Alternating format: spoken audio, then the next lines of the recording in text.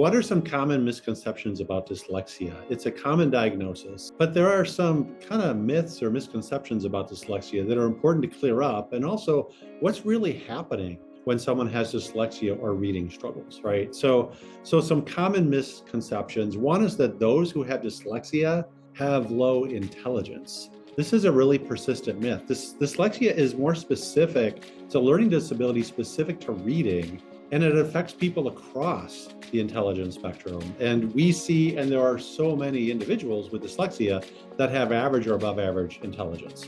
Also, a myth is that dyslexia only affects reading. It also can affect writing, spelling, even math can be affected by dyslexia.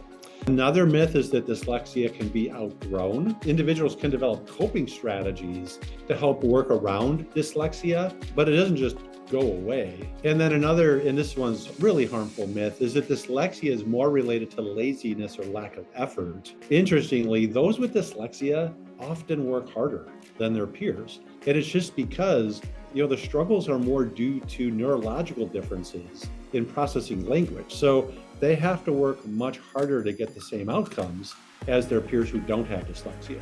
And then the most persistent myth that I was just at a meeting this morning and heard this as well when someone described dyslexia, is that dyslexia relates to flipping letters or numbers. I mean, it can include that, but dyslexia is a learning disability that makes it difficult to read, write, and spell. Dyslexia is actually a spectrum. And so there are obviously differences in how extreme dyslexia is or shows up for one person than another. But regardless of all that, what's really going on when people have dyslexia?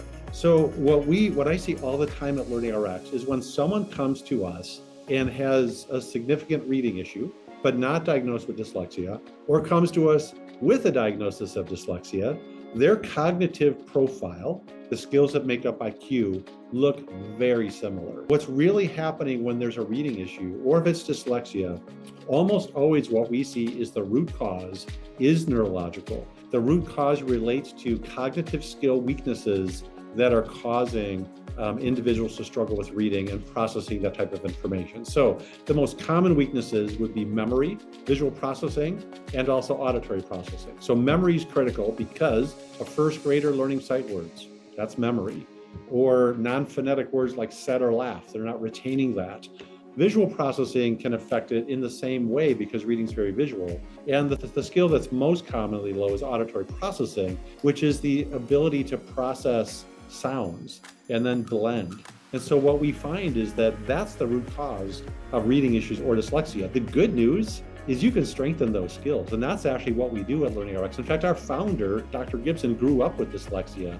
That was some of the impetus for him to create what we do. So we can really help by addressing the root cause.